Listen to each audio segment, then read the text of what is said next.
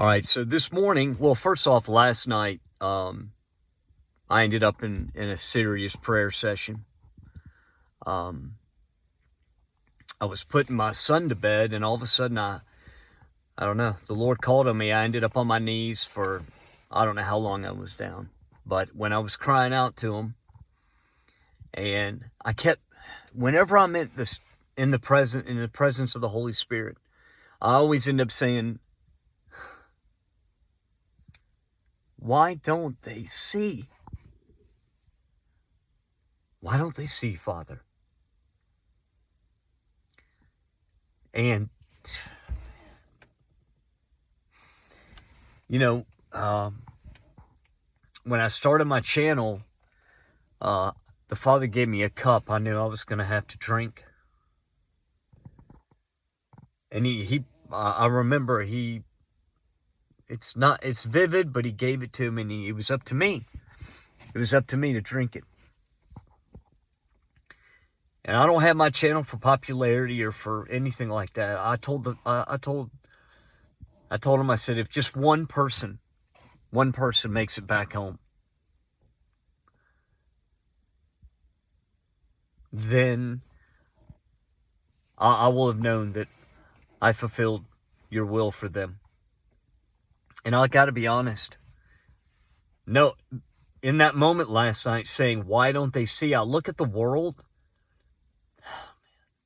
I know the flesh it's a powerful snare. Your flesh is. Because your soul isn't trapped in there until you finish your journey. Your spirit cannot run. Nothing is going to change until you finish your journey. But the journey is a fluid situation. How you treat people, how you act, how you follow in the ways. Let me explain. The Lord led me this morning to, let's see, I don't have the book open. My Bible is, it's a legit King James back from, the 1980, no, yeah, before that. And it has not been tampered with at all. But I was reading it was in Psalms, I'll have to find it, 78. But it was where the Lord was talking about Israel and all the things that he had done for them. All the wonders that he showed them. And then they started asking for meat. Well, can we eat some meat? They got to eat angel food. And here they are asking for meat. For me, I pray that if I was in that situation and I got to see the Lord in all his glory come down on that mountain, see this Red Sea split, I pray that I would never, ever, ever step out of line with the Most High again. I pray that. I wonder, I test myself all the time. I'm like, all right, Sean, you think you're this or that. I don't think anything of myself, but I put myself in real life situations. Okay, if I was there and I saw the Lord and Moses presented the commandments to me and the law, or just the simple ways to follow in righteousness, forget the tablets for a second, forget the 10 commandments. Just, could I stay to those ordinances that he gave me, that he prescribed for me? Because he loves me. Because he loves you. He gave ordinances to his children to follow. And the Lord put that word in my head. Ordinances. Prescribed ordinance. That we must follow. Would I be able to keep the way? I pray that I would. I pray that seeing him in all his glory, that sign would be enough. Now, we haven't had a sign like that in our generations. The Lord has not come down like that with all his glory and said, do this, period. We have the scriptures. And when the Lord came and died, and forgiveness of sin entered into the world, it was a powerful thing. It ripped a hole through, it stomped out death for those who believe through faith. But I look back and say, it's a fluid situation. And the cup that the Father gave me was to not tickle ears, was to say the hard things, to do and say the hard things now so that we can celebrate later. I don't want to celebrate here on earth. I don't have a lot. I don't look to things to celebrate anymore. I don't think in that way. I just don't operate in that way. And because I care, because I truly do love you, I will tell you the truth. Salvation is a fluid situation. Look at the Israelites. I mean, he chastised and scorned the line of Jacob. He said, he mourned for Jacob, for Israel, the descendants of Jacob, because they saw all these wonders. And they still turned and sinned. And they sinned and sinned and sinned and groaned and moaned and complained to the Lord. And he's like, oh, you stubborn and rebellious children. And you know what he did? He removed himself and let some of them go their own way.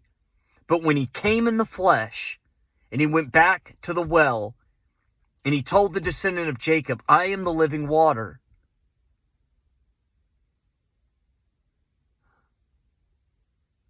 It took that long. Don't wait. We have the living water in our Messiah now.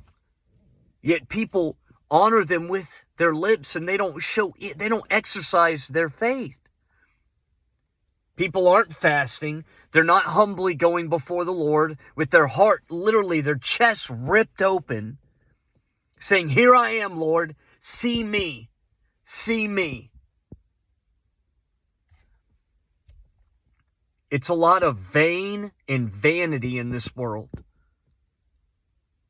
And I don't want to see anyone get separated from the Most High into outer darkness, or even worse, the lake of fire, which I've seen the lake of fire. I've seen the Lord on the edge of a cliff, people in the lake screaming out to the Lord and tears pouring down his face. And I wondered on it. I was in great wonder.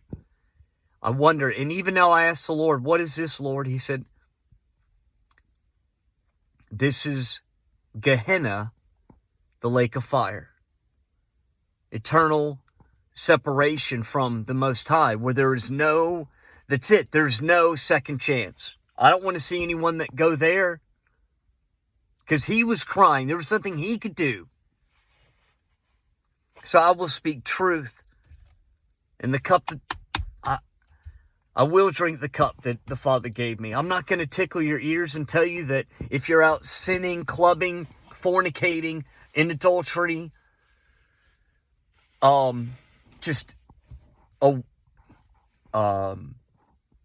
speaking evil things, cursing people, hateful, spiteful. I'm not going to say that you're going to make it, because that's up to the Lord. And people will say, well, I was saved. Jesus, did he save you though? Where is the proof that you were saved?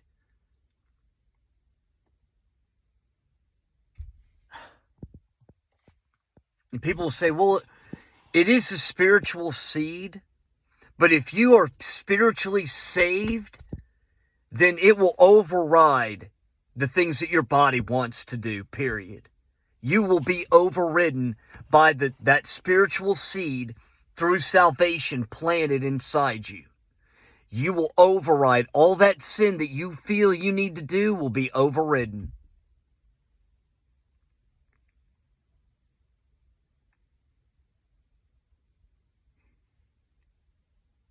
When I speak about the commandments, early on I would speak about them and I would go deep and I would say, Jesus said that if you even look at a woman or someone else in lust, you have sinned. He was drawing a line. He was saying, therefore, do not eat. There is no one who will not sin, yet strive. He wasn't saying, well, because, that's how the Holy Father looks at things, then you should just not try and just go out and do it anyways, because I'm here to save the day. That's not what he was saying. He was saying this is what a holy father looks at, how he sees the world. That's why he's holy.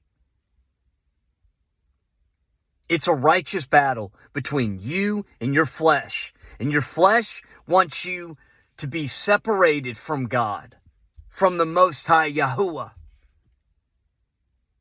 And when he sent his son into the world, Jesus, Yeshua, Yahushua, Yahshua, the Messiah, your salvation, he had great hope that you would listen to him, call on him, and walk in his ways. That is truth. That is the cup that the Father gave me. And early on, when I would talk about repenting and laying your heart down before the foot of his throne, people would, that's kind of deep, Sean. That seems to go a little far. I'm already saved. I'm good. I'm going to go to the club. Peace. No, don't go. Don't inject yourself into that situation. I'm going to go to work and try to hook up, even though I'm married, with this new girl that got hired, or vice versa, this new guy that got hired. Or I'm going to flirt with them and look at them and have lust in my heart for them. What? No. You got to fight that. I asked the Lord one time, he gave me something where I saw a man on his deathbed. I've never shared this.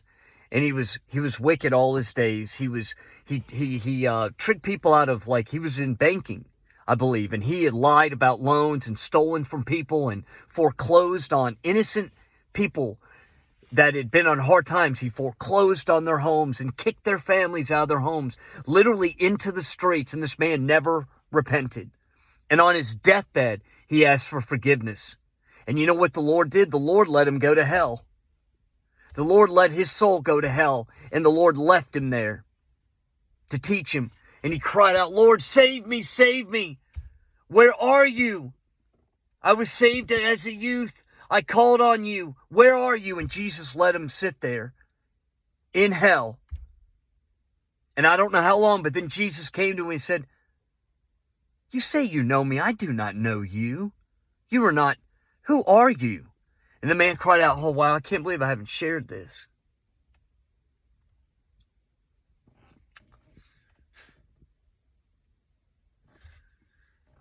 And the man was crying out, Lord, save me. And Jesus was disgusted by this man. He was disgusted. He said, I came to you. You had every opportunity to do the right thing, and yet you did nothing. I died so that even though you sinned in life, you could be forgiven, and you did nothing. You were wicked in all your ways, and therefore you will stay here until I return to earth. Until my second coming and my kingdom is set up on earth, you will stay here. And Jesus turned from him, and he was screaming the whole time, and Jesus had no pity. That is reality. And I will not lie and speak against that truth.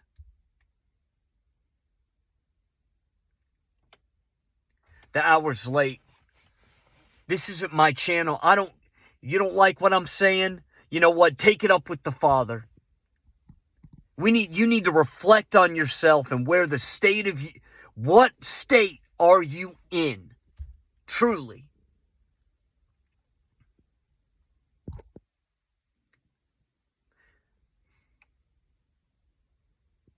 When you have strong faith and you follow the Spirit, then your flesh doesn't lead you. You're constantly slaying yourself every day. You're disgusted by your flesh.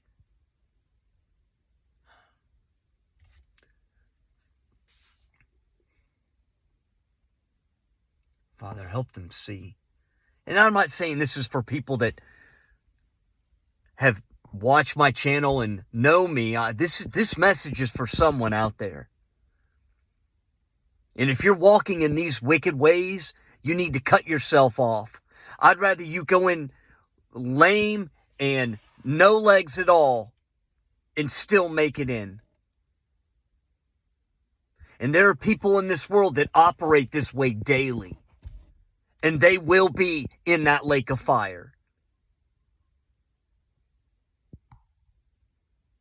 Don't let that be you.